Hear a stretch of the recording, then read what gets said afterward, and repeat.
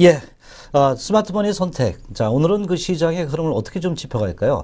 오늘도 역시나 우리 그 김정효 애널리스트 나왔습니다. 안녕하세요, 반갑습니다. 안녕하십니까? 예, 장이 좀 지지부진하네요. 예. 네, 뭐 2차선을 중심으로 해서 뭐 위로도 아래로도 크게 움직이지 못하는 모습. 네. 그렇지만 다행인 것은 외국인들 매수 탄력이 둔화되긴 했지만 꾸준하게 좀 들어오고 있다라는 점. 그리고 개별 종목의 테마가 좀 빠르게 유행되고 있다라는 점과 종목 순환이 좀 빠르게 나타나고 있다라는 점 때문에 과거 이제 상승장이라면 특징주나 아니면 시세를 주도하는 종목을 자꾸 쭉 끌어가면 되거든요. 네. 근데 지금 그런 현상은 좀처럼 나타나지 않고 있어서 개인 투자자들에게는 좀 대응하기가 쉽지 않은 그런 장이 아닌가라고 보여집니다. 그런 것 같아요. 오늘 장도 보면은 이제 그 장에서 어떤 이슈를 좀 기다리는 것 같아요. 최근에 뭐 환율이라든가 실적, 또 우리나라 수출이 과연 어떻게 되나 뭐 이런 부분에 어떤 그 투자 전략에 대해서인데 최근에 이제 가장 우리나라도 중요한 게 뭐냐면 우리가 이제 수출 비중이 높으니까요. 과연 지금 현재 우리나라 수출 실적이라든가 수출 현황 뭐 이런 부분에 대해서 좀 짚어서 좀 말씀 좀 부탁드릴게요. 네. 먼저 수출의 현주소를 보자면 전반적으로 개선되고 있다라고 봐야 될 것 같습니다. 특히 1분기 같은 경우에 수출 금액은 또 사상 최대를 기록하고 있거든요. 물론 그 금액에 함의를 좀 잘 따져봐야 될 것 같고요. 미국 같은 경우에도 기업 실적이 좋아지고 있는데 미국 내에서 별 효과가 나타나지 않고 있는 것은 미국의 본사법인에서 벌어들이는 돈보다 해외 법인에서 벌어들이는 돈이 더 많기 때문이죠. 국내도 마찬가지입니다. 분명히 뭐 수출도 잘 되고 있고 다 좋아 보이는데 실제로 이제 기업 실적 측면에서 수익성이 떨어졌다라는 것과 해외 법인에서 벌어들이는 돈이 많기 때문에 삼성기업이 그 삼성전자가 벌어들인 돈의 효과가 국내로 유입되는 것은 좀 제한적이라는 점, 이런 부분들이 상대적으로 좀 부진한 점 보여지고 있는데 지역별로 한번 살펴볼까요? 예. 준비된 그림을 보시면 최근에 이제 국내 수출은 조금씩 증가하고 있는 가운데 선진국 중에서는 EU 수출, 그러니까 유럽 관련 수출이 폭증하고 있는 그런 양상이 있고요. 대미국 수출은 정체 양상을 보이고 있습니다. 그렇지만 증가세를 이어나가고 있는데요. 어느 정도의 베이스 이펙트도 좀 생각을 해봐야 되겠죠. 2011년, 12년이 좋지 않았었는데 초반부터 이 유럽을 중심으로 좋아지고 있기 때문에 선진국 쪽은 굉장히 좋고요. 반대로 이머징 국가 쪽은 워낙 폭발적으로 좋았다가 최근 들어서는 탄력이 좀 줄어드는 모습을 나타내고 있습니다. 그렇지만 아세안 지역을 중심으로 해서 우려했던 것보다는 1분기에 괜찮은 수출 실적을 보여주고 있어서 지역별로 봤을 때는 이머징에서는 아세안 수출, 그다음에 선진국 쪽에서는 대EU 수출이 굉장히 좀 좋은 모습을 보였다. 이 부분을 우리가 좀 주목해 볼 필요가 있을 것 같고요. 실제로 중요한 것은 우리 입장에서는 우리 수출이 잘 되는 가장 큰 근거는 미국과 유로존의 수입입니다. 그리고 또 중국의 수입, 이런 것들이 많이 늘어야 우리 입장에서는 좋죠. 미국과 유럽 같은 경우에는 부가가치 비중을 따져봤을 때 국내 수출에서 굉장히 중요한 역할을 가져가고요. 중국 같은 경우에는 물량 기준으로 중요한 역할을 가져가게 되는데 이 중국 수출은 최근에 중국의 구조조정이라든지 여러 가지 상황이 나타나다 보니까 좀 축소되는 그런 모습을 나타내고 있는 반면 미국과 유럽은 최소한 바닥을 찍었다. 그리고 유로존 수입에서 가장 중요한 건 역내 수입이 아니라 역외 수입입니다. 그러니까 유로존 역내 수입이라고 하는 것은 유로존 내 국가들이 굉장히 많죠. 유로를 사용하는 국가, 또 유로존 내에 포함되어 있는 27개 국가의 서로 간의 교역, 이걸 역내 교역이라고 하고요. 역외 교역이라고 하는 것은 그 국가 이제 바깥에 있는 국가들, 유로존에 속해 있지 않은 뭐 아시아, 아프리카, 미국 이런 국가들과 교역하는 것을 역외교역이라고 하는데 최근 유로존 역외교역 자체가 증가함으로써 우리 증시나 우리 기업이나 우리 국가 경제 전체로 봤을 때는 비교적 수출 측면에서 긍정적인 측면을 많이 예상하고 있다. 이렇게 좀 봐야 될 것 같습니다. 조금은 좀 긍정적이다 이런 거 말씀하셨는데 아까 이제 그 그림을 보니까요. 그 유럽 쪽 그 주요국 수입 동향, 그 중국은 아직은 좀 약간 그 아래로 좀 내려가는데 그것이 좀 올라간다면 수출 개선은 확실하게 된다고 좀 볼 수 있나요? 근데 그 올라갈 가능성이 별로 없다라고 보여지는 게요. 중국이 지금 대표적으로 뭐 조선업이라든지 철강이라든지 화학업종 같은 것들의 구조조정을 꾀하고 있는 상황 아니겠습니까? 그러니까 우리가 이제 그쪽으로 수출했던 물량이 굉장히 많았거든요. 그러니까 그런 물량을 감소하고 반대로 IT 부품이라든지 IT 내구재라든지 그러니까 뭐 가전이나 자동차 같은 쪽의 수출은 늘고 있는 상황입니다. 그러니까 이런 물량이 상쇄되면서 중국의 전체 물량은 줄고 있지만 금액 자체에는 또 긍정적인 모습이 나타나고 있는 거죠. 그리고 중국의 소비재 관련 수출이 늘고 있습니다. 중국도 나라가 변하면서 소득이 증가하면서 과거에는 산업의 기반을 다지기 위한 그런 것들을 많이 수입하고 예. 그걸 또 가공해서 수출하는 그런 단계였지만 이젠 중국도 달라지고 있거든요. 자체 소비도 늘어나고 있고 제2도시화에 따른 추가적인 소비력의 증가 이런 것들이 언급되고 있는 상황이기 때문에 중국과 관련돼서는 뭐 물론 부정적인 부분도 분명히 있지만 그것은 일정 산업에 좀 국한되고 있고요. 전체의 그림에서 봤을 때는 소비재 중심으로는 여전히 좀 좋아지고 있다 이렇게 봐야 될 것 같습니다. 내부적으로는 소비재 중심으로 조금씩 좋아지고 있다는 말씀이네요. 그렇다면 이제 그 우리나라가 아까 이제 수출 부분이 조금씩 개선되고 있다는데 보면 우리도 이제 환율에 의해서 우리나라 수출이 상당히 많이 좌우되잖아요. 그러면 환율이나 부분 지금 저도 그 불안한 게 많아요. 그러면 이런 부분의 그 현 위치와 또 앞으로의 전망 이런 거는 어떻게 좀 보세요? 네, 일단 그 원화에 있어서 우리가 살펴봐야 될 건 원달러 환율 자체가 1,050원대를 깨고 내려왔다라는 것도 중요한 요인이지만 더 중요한 건 물가와 성장률을 고려한 실질 실효 환율이 과연 어느 정도 수준에 머물고 있는지가 더 중요하거든요. 그렇죠. 예. 그걸 좀 살펴봤을 때 지금 준비된 그림을 보시면 평균선을 넘어선 상황입니다. 그러니까 우리가 이제 흔히 평균, 장기 평균이라고 얘기하는 그 선은 이쪽으로 넘어간 상황이죠. 그러니까 지금 그림에서 보시는 이 영역은 원화가 상당히 저평가되었던 구간이었고요. 지금은 뭐 과대 고평가 구간이라고 볼 수는 없겠습니다만 분명히 강세 구간, 원화의 강세 구간으로 넘어가 있는 것은 맞습니다. 그렇지만 이 아래 위로 그어져 있는 이 회색 선이라는 건 뭐냐면 평균을 기준으로 우리가 분산을 구해서 표준 편차를 구해봤을 때 그 일정 부분 변동성 내라고 보여지거든요. 그러니까 아직까지 원화가 급격하게 실질 실환율 기준으로 강세를 보이면서 폭발할 가능성은 낮다. 즉 아래쪽으로 1,000원을 이탈한다든지 아니면 아주 강력한 모습을 보일 가능성은 낮다라는 거죠. 우리가 내부적으로 원화 강세를 꾀할 수 있는 요인은 뭡니까? 경상수지 흑자가 지속되고 있다라는 점. 네. 즉 달러의 공급이 계속 늘어나고 있기 때문에 원화가 강한 것이 아니라 달러가 상대적으로 약할 수밖에 없는 상황인 거고요. 또 하나 중요한 것은 뭐냐면 국내 이제 이주열 총재로 한은 총재가 바뀌면서 이주열 총재의 전반적인 기조는 이제는 금리를 낮춰서 경기를 부양하겠다라는 시각이 아니라 물가 압력이 강화되면 물가 압력을 제어하기 위한 금리 인상에 대한 얘기를 많이 하고 있거든요. 그러니까 금리 인상과 함께 달러 수급이 우리나라에서 계속 공급 초과로 나타나다 보니까 기본적으로 우리나라 내부 요인만 봤을 때는 워낙 강세 요인이 존재하고 있습니다. 근데 또 중요한 것은 이 환율이라고 하는 것이 교환 비율인데 결국은 그 원화라고 하는 것은 독자적으로 움직일 수 있는 통화가 아니죠. 예. 달러의 움직임이 어떻게 되느냐에 따라서 결정될 수밖에 없습니다. 종속 변수에 불과하거든요. 그런 관점에서 봤을 때 달러의 방향성이 더 중요한데요. 최근 달러의 방향성은 여러 번 언급드렸지만 미국도 그렇고 유럽도 그렇고 추가적인 달러 약세를 바라는 세력은 그 어디에도 없다. 이 부분을 주목해 보셔야 될 것 같습니다. 미국도 여기서 달러가 만약에 급격하게 약세로 간다면 미국 쪽에서 자산을 이탈해서 유럽이라든지 다른 쪽으로 이동하는 자산이 많아질 수밖에 없거든요. 그렇지 않아도 중국이 지금 미국채 팔면서 미국채 시장이 일부 흔들리고 있는데 만약에 그런 현상이 가속화되는 건 미국이 바라는 내용이 아니고요. 또 미국이 수출로 벌어먹고 사는 나라도 아니기 때문에 달러가 약세로 간다고 해서 실제로 기업이 얻는 이익도 제한적이라고 보여집니다. 그래서 미국도 추가적으로 여기서 달러의 추가적인 약세를 바라지 않고 있고 더 바라지 않고 있는 국가가 하나 있죠. 바로 독일입니다. 독일도 지금 1.38 라인까지 올라간 유로화의 추가적인 강세를 용인하기가 쉽지 않습니다. 독일은 수출로 먹고 사는 나라거든요. 그렇죠. 예. 그러니까 다른 유럽 국가와는 다른 유럽 국가들은 유럽 내에서 사고팔고해서 벌어먹고 사는 나라라면 독일은 역내에서도 많이 사고팔지만 역외로도 굉장히 많이 사고파는 나라거든요. 예. 그러니까 그런 관점에서 봤을 때 독일이 최근에 계속 뭐 부양책 언급하고 유로화의 강세에 대해서 조금은 민감한 모습을 나타내고 있는 것은 유로 쪽에서도 추가적인 강세는 어렵다라고 볼 수가 있습니다. 뭐 엔화는 말할 필요도 없이 매달 지금 경상수지 적자에 경제 성장률 자체도 좀 떨어지고 있는 국면이라는 점을 고려해 보면 결국은 상대적으로 통화 중에서 달러가 추가적인 약세를 계속하기는 어렵다. 그럼 역으로 원화도 지금 추가적인 강세를 계속 보이기는 어렵다.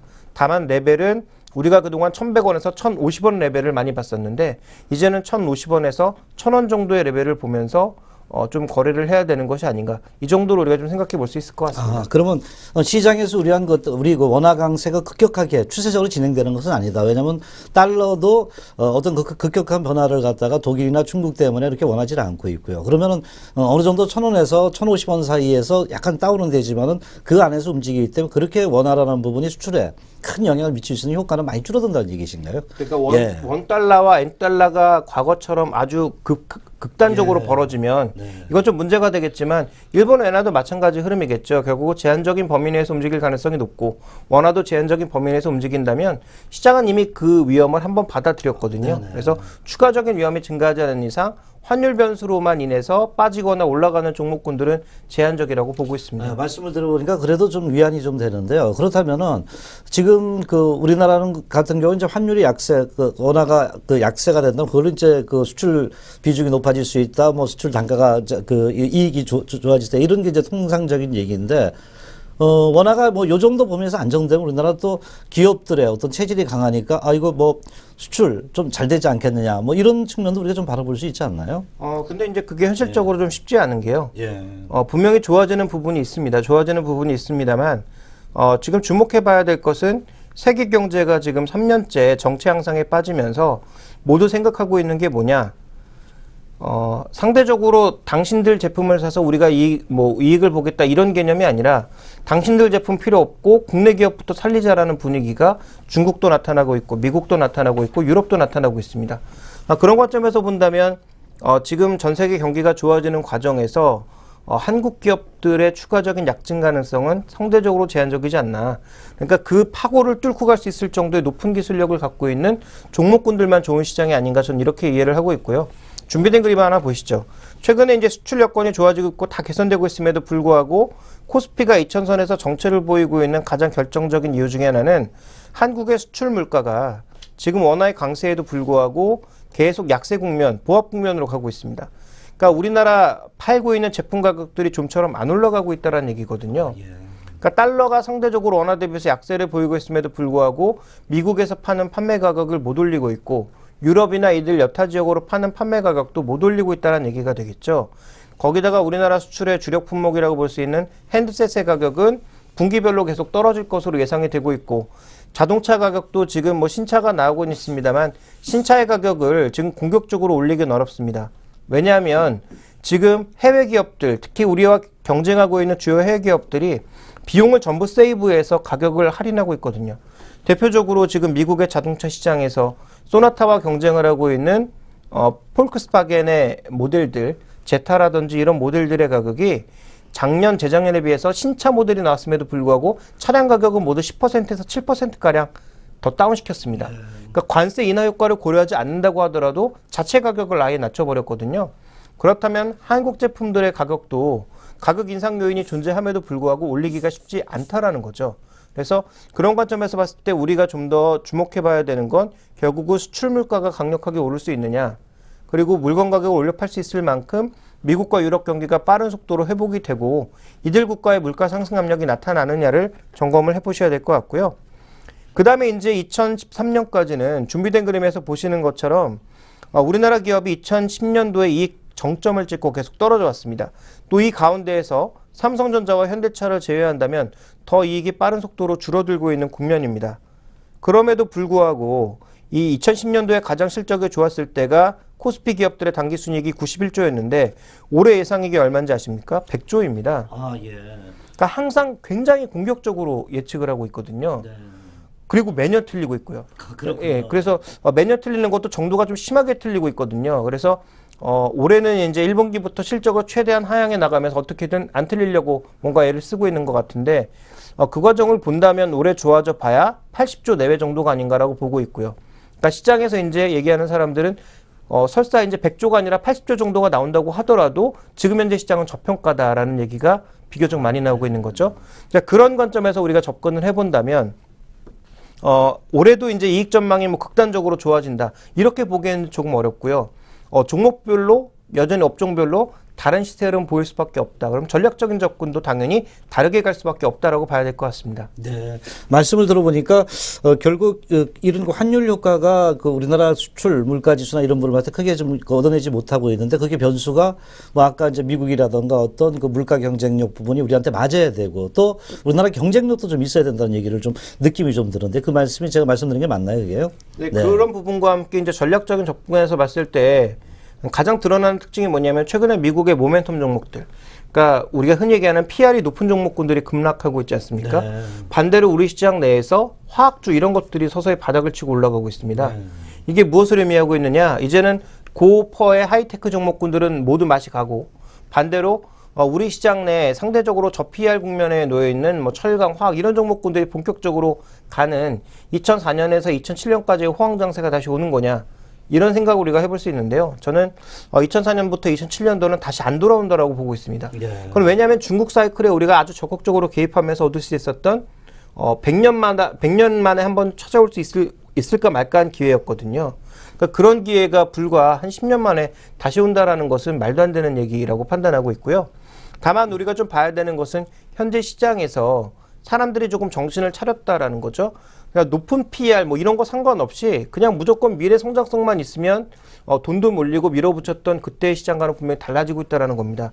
그래서 준비된 그림을 보시면 미국의 테크 대표주들의 최근의 수익률은 굉장히 빠른 속도로 떨어지고 있는 모습이고요. 네네. 반대로 이제 국내 뭐 PER 기준으로 한 7배에서 8배 사이에서 움직였던 이런 경기 민감주들은 서서히 터닝을 하고 있습니다. 그러니까 이런 양상이 당분간 좀 이어질 가능성이 있다라는 거죠. 그래서 지금은 싼 종목, 절대 주가가 싼 종목이 아니라 밸류에이션, 상대적인 밸류에이션이 싼 종목들이 시장 대비해서 강세를 보일 수 있다라는 관점에서 단기적인 관점에서는 뭐 화학주라든지 뭐 어떤 업종이 되었든 상대적으로 낮은 밸류에이션을 움직이는 종목군들을 더 관심을 가지는 게 단기적으로 유리할 것 같고요. 중장기적인 관점에서 봤을 때는 여전히 새로운 것들을 시장에서 원하고 있다라는 거죠. 그 대표적으로 SNS주를 뭐 포함을 해서 넷플릭스와 같은 새로운 미디어 환경에 적응하고 있는 종목군들, 이런 종목군들 국내 시장 내에서는 뭐 CJM이라든지 NHN 이런 종목군들이 같이 흔들리고 있는데 이런 종목군들의 장기 성장성은 끝나지 않았다라고 보고 있기 때문에 장기적인 전략상에서는 이렇게 저PBR, 저퍼 종목군들과 고PER 그다음에 고 PBR 종목군들을 같이 가져가는 전략이 필요하지만 단기적으로 봤을 땐 지금은 고포 종목보다는 저 PBR 종목군들이 유리하다라는 것입니다. 그래서 한 달 내 뭐 이 정도의 짧은 구간 안에 전략을 쓰신다면 시장 내 저평가되어 있는 국내 경기 민감주에 관심을 가지시는 게 좋을 것 같고요.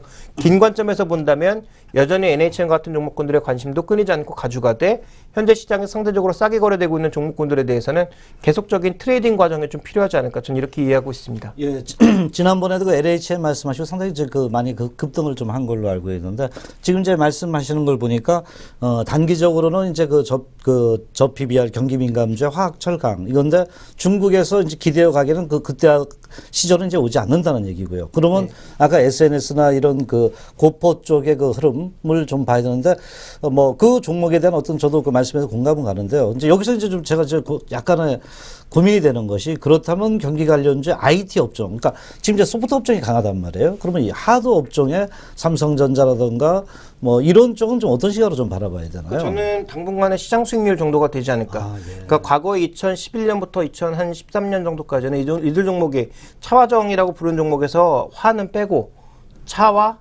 IT가 시장 수익률을 플러스 알파를 항상 냈거든요. 근데 이제 플러스 알파는 조금 어렵다라는 거. 대표적으로 갤럭시 S5를 포함해서 갤럭시 노트 4도 이제는 시장에서 높은 가격으로 팔기는 어렵기 때문에 객단가 하락에 따른 그 부진한 모습이 이어질 가능성이 있다라는 겁니다. 그러니까 시장 수익률 정도에서 움직일 가능성이 높다라는 거고요. 자동차는 환율 효과 자체는 저는 제한적이라고 보고 있지만 오히려 글로벌 경쟁력 부분에서 다른 쪽에서도 신차 효과가 나오고 있는 상황이기 때문에 제발 우리나라 신차 효과만 보지 말고 다른 나라에서 나오는 차들의 트렌드나 그 흐름들을 잘 봐야 된다는 것. 대표적으로 한 가지만 말씀드리면 그 링컨이라든지 아니면 벤츠라든지 우리가 흔히 고급 브랜드라고 부르는 그런 자동차의 최근 트렌드는 엔진도 줄이고 엔진 효율은 높이고 그다음에 생각보다 작은 차들 가격 경쟁력도 높은 차들이 많이 나오고 있습니다. 그러니까 그런 과정에서 본다면 그동안 경기가 안 좋을 때는 유럽 사람들이나 미국 사람들이 상대적으로 가격 대비 품질이 높은 현대기아차로 많이 갔겠지만 이제는 그들 차에서 또 현대기아차의 장점을 흡수한 자동차들이 많이 나오고 있기 때문에 경기가 정말 좋아진다면 현대기아차에 대한 선호도가 상대적으로 떨어질 수 있다는 거죠. 그러니까 판매량 기준으로는 조금씩 늘 수 있겠지만 판매 효율이나 영업이익률 기준에서는 오히려 판촉비 같은 것들이 증가하면서 더 떨어질 가능성이 있다는 점을 염두에 두셔야 될 것 같습니다. 말씀을 들어보니까 일단 그 IT 업종도 그 하드 쪽보다는 그 소프트 업종이 우리나라 그래도 그나마 그 미국과 따라서 경쟁력이 좀 있다는 건가요, 그러면요? 소프트웨어 업종은 더 예. 경쟁력이 없죠. 다만 네이버 같은 경우에는 그렇죠. 소프트웨어가 네이버. 아니라 예. 글로벌 시장에서 이제 가입자 기준으로 어느 정도의 경쟁력을 확보하고 있고 그 안에서 이제 컨텐츠라든지 여러 가지 것들을 결부지으면서 새로운 플랫폼으로 거듭나고 있거든요. 예. 그러니까 그런 개념에서 이해를 좀 하셔야 될 것 같습니다. 네. 소프트웨어 경쟁력은 우리나라가 가장 떨어지고 그렇죠. 어떻게 보면 예, 인도보다도 떨어지고 그렇죠. 있거든요. 예, 예. 그러니까 그런 과정에서 보면 소프트웨어 쪽에 경쟁력이 높다라고 볼 수는 없겠고 플랫폼이나 네. 이런 콘텐츠를 갖다 만족할 수 있는 아까 그 NH나 이런 쪽이 이제 더 낫다는 말씀이시죠. 그나마 이제 그쪽이 조금 더 같은 흐름을 이어갈 수 있다 이렇게 판단하고 있습니다. 그런 쪽을 잘 우리가 좀 이해를 하고 주가에 그 접근을 좀 해야 될 것 같습니다. 자, 오늘 그 전체적인 흐름을 봤을 때요. 일단은 우리가 이제 환율 변수가 있다 하더라도 그 환율 변수보다는 우리나라 그 경쟁력 부분이 좋겠고요. 또 현재 그 수출 물가가 좀 제한적이기 때문에 여기서 어떤 지금 지극히 저평가되어 있다든가 지극히 고평가되면서 새로운 신산업으로 현재 그 촉망받는 이런 업종군에서 우리가 또 종목을 좀 고르면서 시장의 좀 상황을 좀 봐야 되지 않겠나 이렇게 좀 보고 있습니다. 여러분들 잠시 후에 또 다시 뵙도록 하겠습니다.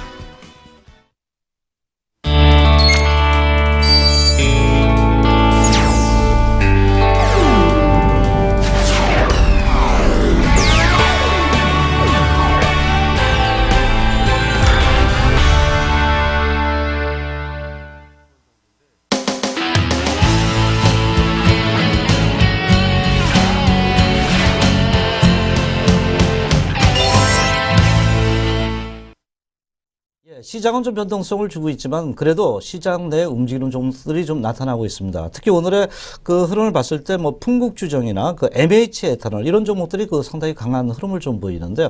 뭐 이런 그 업종을 뭐라고 좀 우리가 좀 봐야 되나요? 네, 뭐 시장에선 주정산업이라고 부릅니다. 예. 그래서 주정산업이라는 게 뭐냐면 먹는 알코올이거든요. 먹는 알코올이요? 예, 먹는 알코올을 우리가 주정산업이라고 부르는데요. 이게 뭐 술에도 쓰이지만 상대적으로 용도는 다양합니다. 뭐 산업용으로 쓰일 수도 있고요.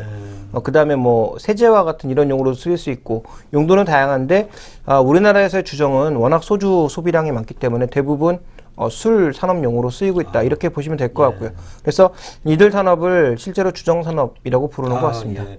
이제 그 주정 산업에 대해서 이해가 상당히 좀 많이 가는데 그러면 오늘 시장에 아까 제가 말씀드렸던 그 MH 에탄올이나 이런 종목들이 상당히 강한데 이런 주정 산업이 시장에서 그 주목을 받는 이유는 어떤 거 이유일까요? 과거의 경험 때문이라고 보여지는데요. 아마 좀 차트를 보여주시면 좋을 것 같은데 이게 오늘 하루 강세를 보이고 있는 게 아닙니다. 최근에 계속 뭐 신고가를 내는 정도까지는 아니지만 강세를 나타내고 있었거든요. 특히 뭐 풍국주정이라든지 뭐 진로 발효, 그다음에 MH 에탄올 이런 종목군들은 꾸준하게 그동안 강세를 보여왔기 때문에 이들 종목의 강세가 왜 나타나고 있는 것인지 또 오늘 거래는 왜 폭발하고 있는 것인지 확인해 볼 필요가 있을 것 같습니다.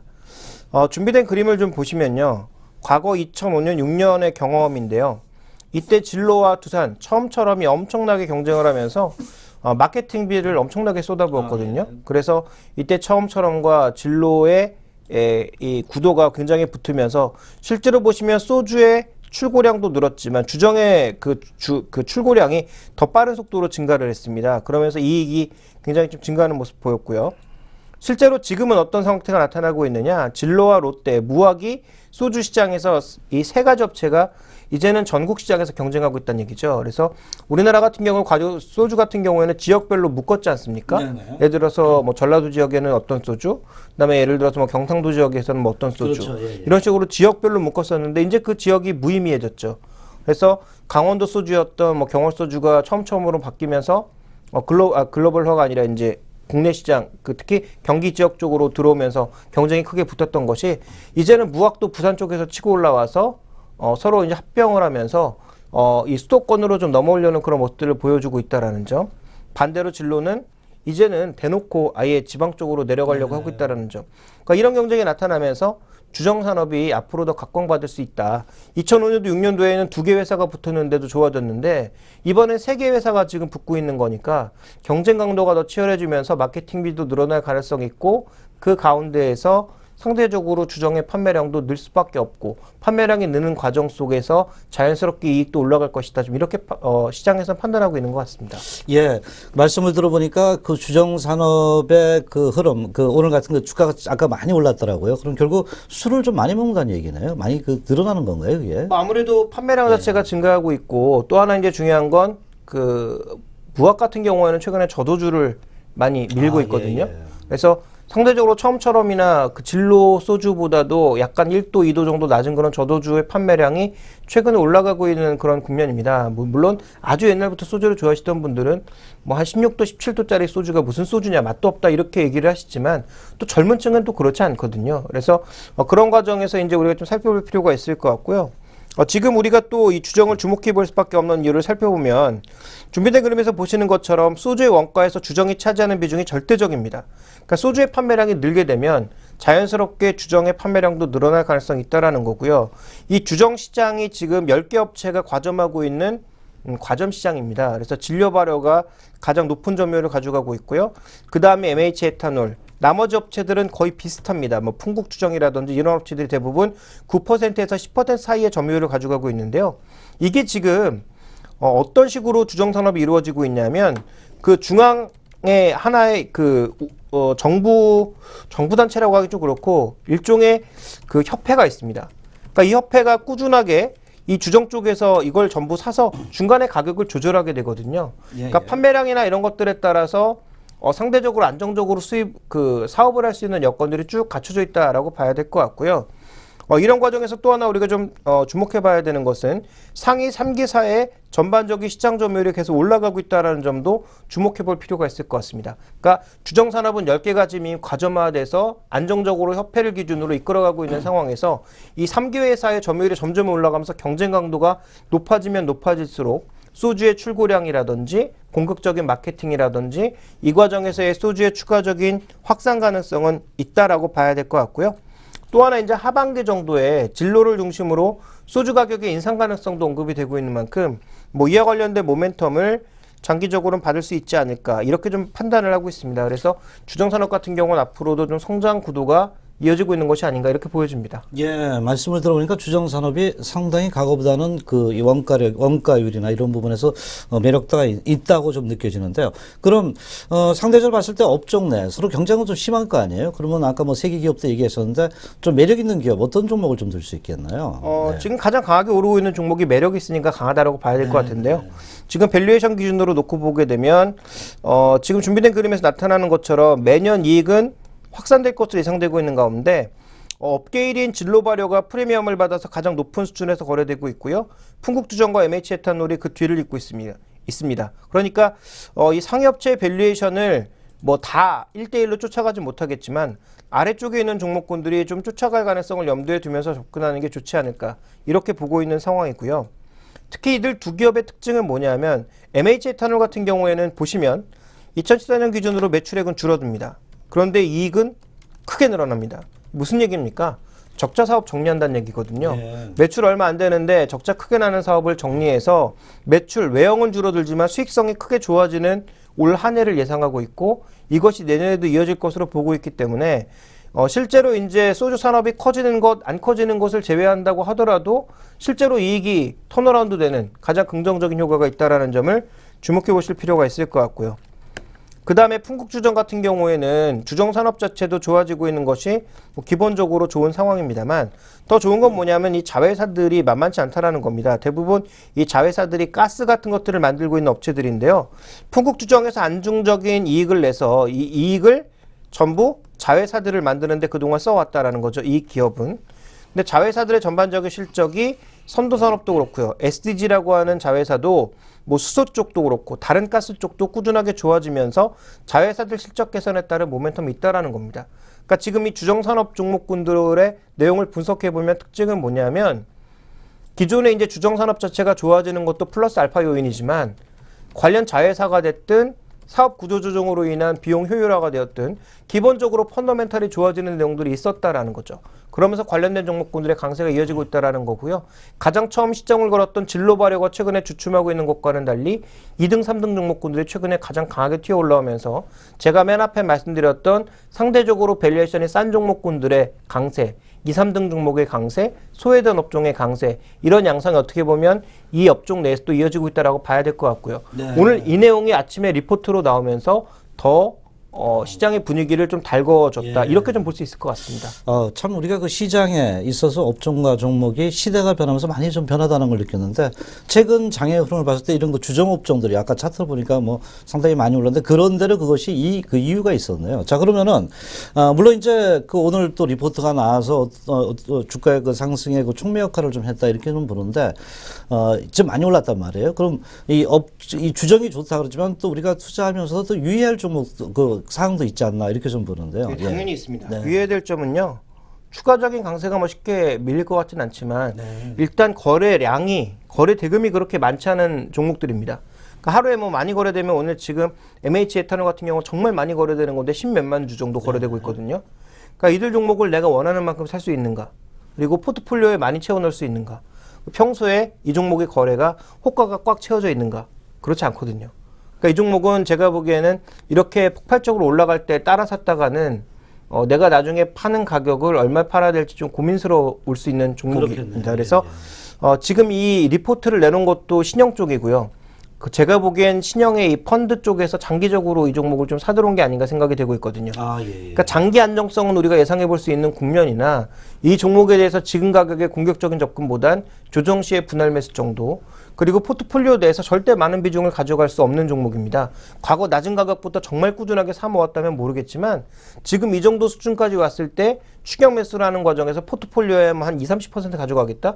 제가 보기엔 굉장히 어려울 것 같고요.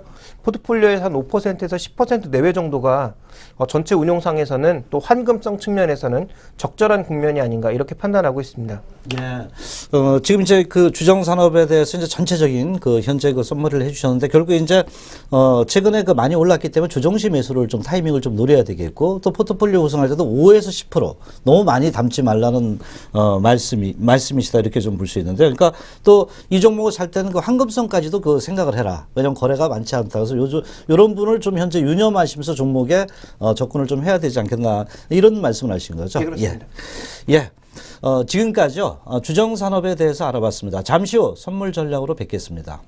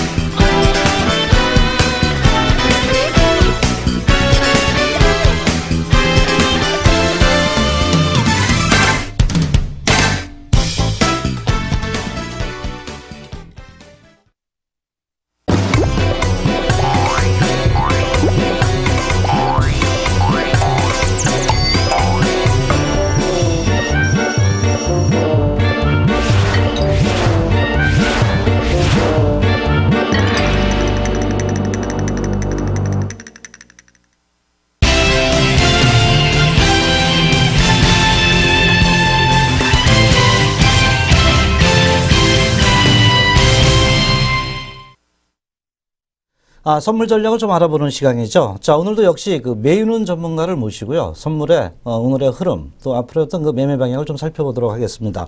자, 매윤훈 전문가님. 예, 안녕하세요. 예, 안녕하세요. 반갑습니다. 예, 오늘 장을 좀 보니까 좀 변동성이 좀 있었던 것 같은데 오늘 선물 시장 흐름은 어땠습니까, 오늘요? 예, 외국인과 기관의 이 엇갈린 수급 장 초반부터 선물 쪽에서는 많은 흐름이 나오진 않았고 또 프로그램 또한 별로 금액 유입되지 않은 상태여가지고요.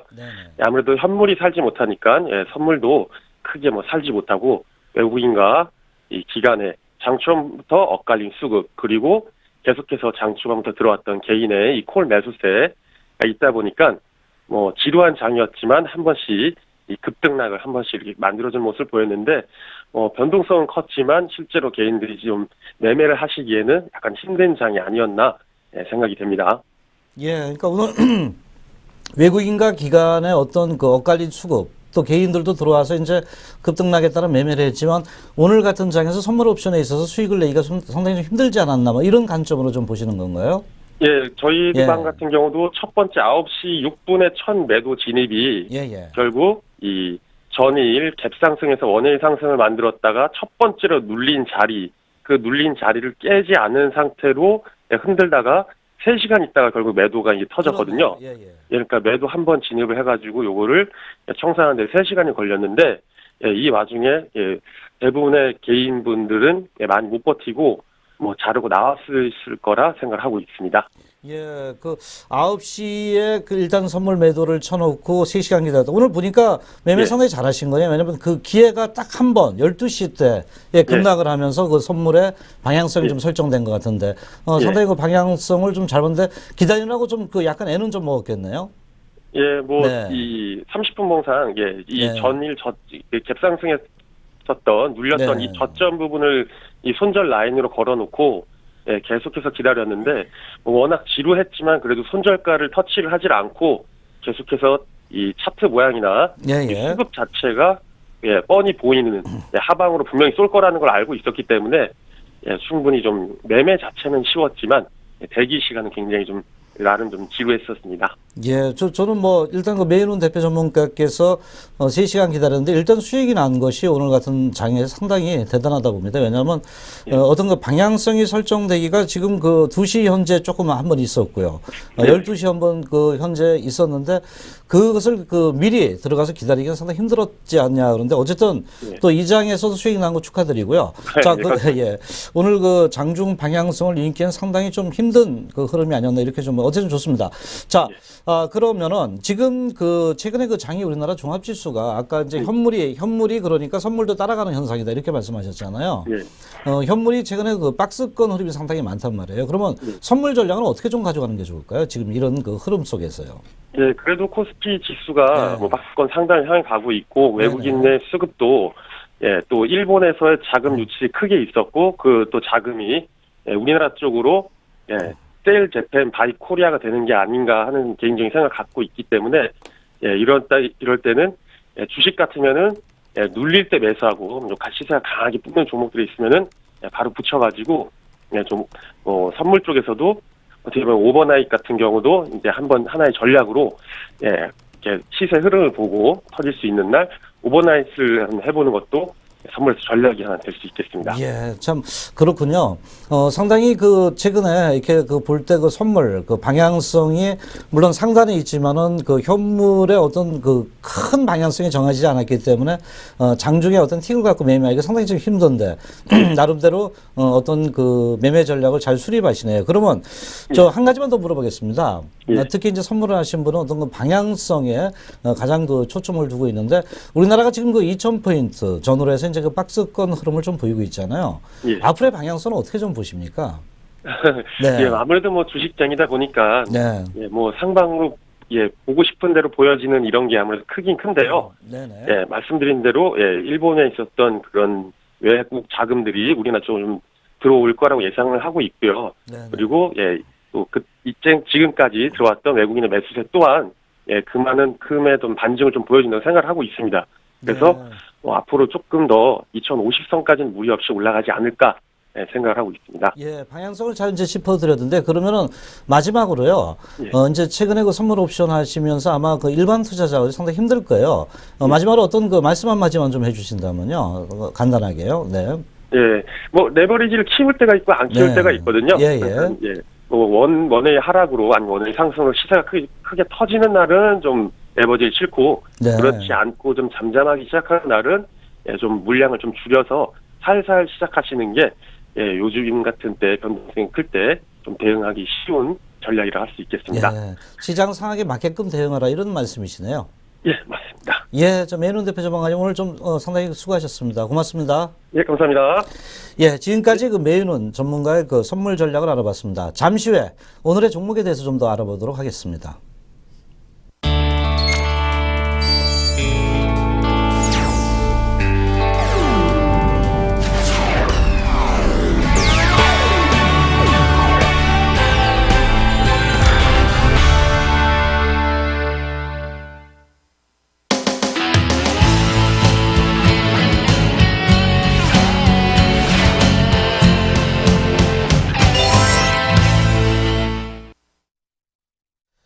뭐 시장은 좀 변동성이 있지만 또 추세적으로 강한 몇몇 종목이 있습니다. 자, 그런 어떤 이슈 종목을 지금 그 알아보는 시간이죠.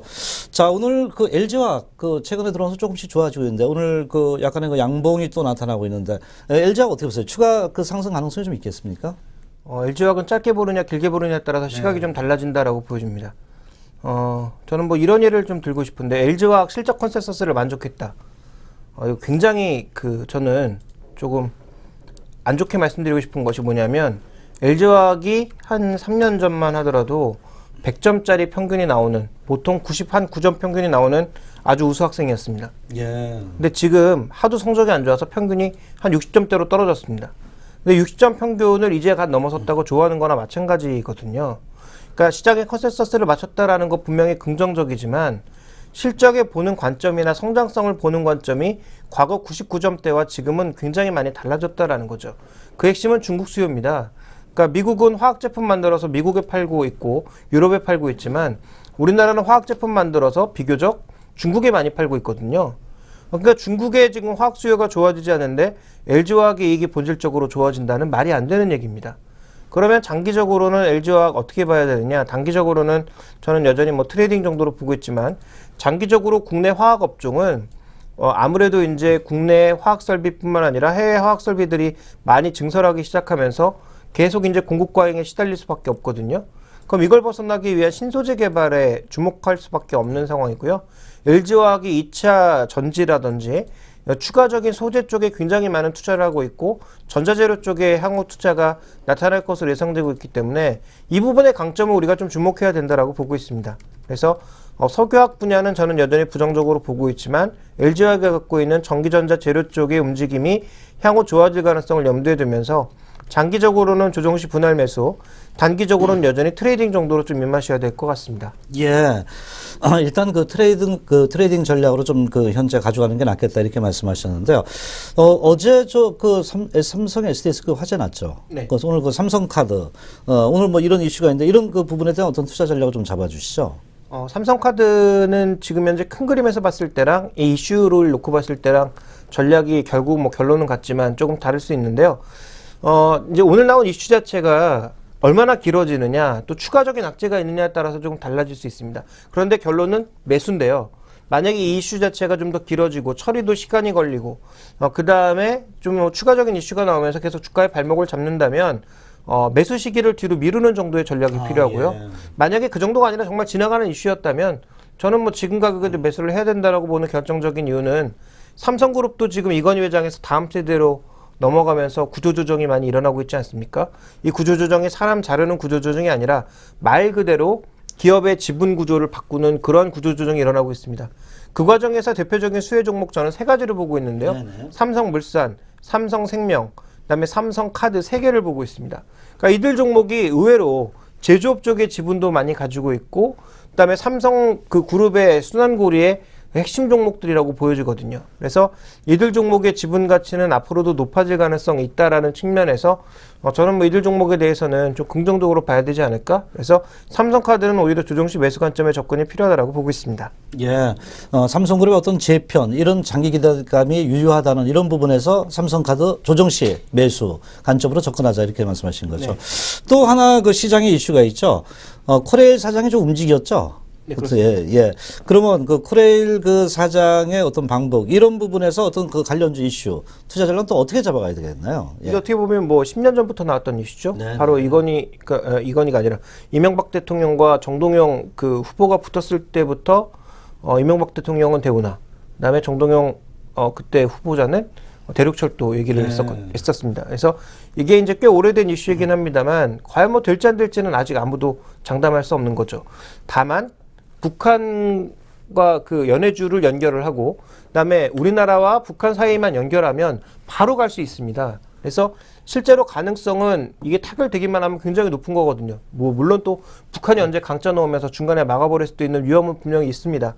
그렇지만 조금 우리나라도 철도 투자를 추가적으로 하는데 굉장히 제한적이죠. 기껏해야 이제 뭐 할 수 있는 건 뭐 GTX 투자라든지 그다음에 뭐 지역별 지하철 투자 정도가 남아 있는 상황이기 때문에 추가적으로 해외 투자나 이런 쪽이 예상되는 국면에서 이슈가 나왔기 때문에 관련된 뭐 리노스라든지 데아티아이라든지 뭐 시스템 쪽 소프트웨어 관련된 종목군들이 좀 크게 움직였습니다.